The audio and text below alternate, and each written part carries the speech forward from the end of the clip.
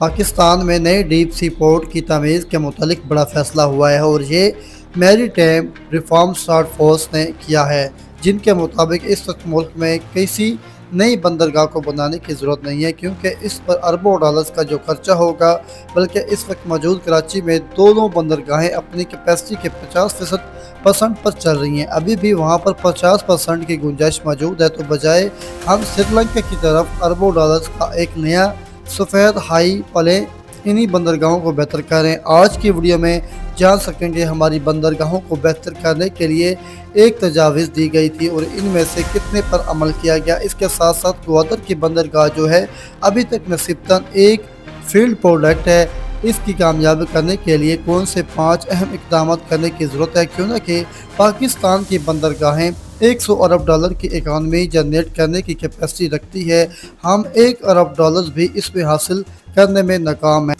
السلام علیکم، میں ہوں راشد علی سومرا اور آپ دیکھ رہے ہیں پاکستان ویلتھ ٹی وی۔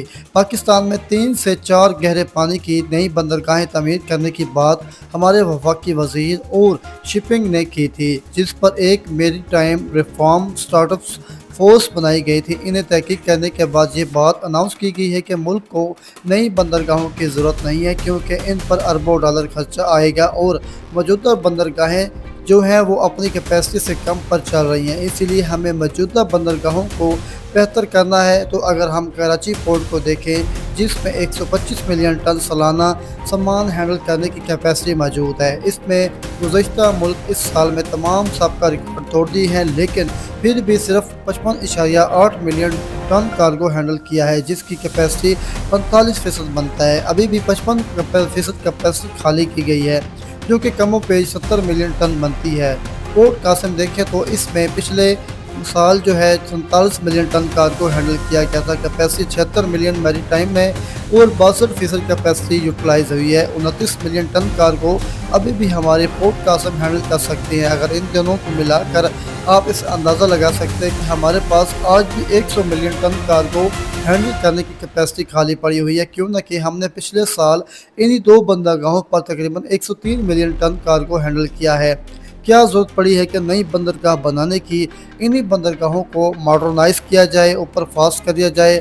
اسی کے متعلق اس ٹاسک فورس نے دعویٰ کیا ہے کہ 99% تجاوزات دی گئی ہے کہ تاہم اناؤنس کو موڈی ایفیشنٹ بنایا جائے گا۔ اس میں 84% عمل بھی ہو گیا ہے اور اس کی وجہ سے 2 اہم فیلڈز کے اندر جو بہتری آئی ہے وہ پبلک کے ساتھ شیئر کی گئی ہے۔ ایک تو پہلے کسٹم کلیئرنس ٹائم جو ہے وہ 53 گھنٹے کا تھا، یعنی کہ سامان جو کسٹم سے کلیئر ہوتا تھا وہ 2 دن یا زیادہ لے جاتا تھا، اس سے کم کر کے 18 گھنٹے کر دیا گیا ہے اور ٹارگٹ یہ رکھا گیا ہے کہ سامان ہماری کوسٹ پرائس پر 12 گھنٹوں کے اندر کلیئر ہو جائے گا اور 18 گھنٹوں کا ٹارگٹ اچیو کرنے کے بعد اگلا ٹارگٹ 12 گھنٹوں کا رکھا گیا ہے، جو کہ بہت بڑا اچھا اقدام ہے۔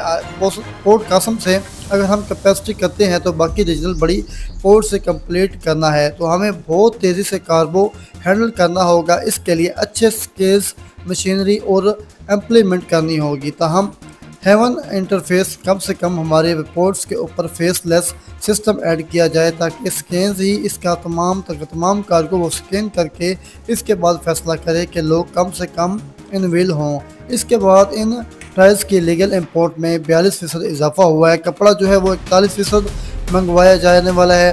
ٹوائلٹ لسٹ میں جو ان کی امپورٹڈ میں 75% اضافہ ہوا ہے اور الیکٹرونکس میں 105% اضافہ ہوا ہے۔ ایسا نہیں کہ لوگ منگوا رہے ہیں، بلکہ اس میں اور بھی بہت ساری چیزیں جو امپورٹ ایکسپورٹ ہو رہی ہیں، بہت سارا اضافہ ہو رہا ہے۔ دوستو یہ تھی آج کی ہماری خبر۔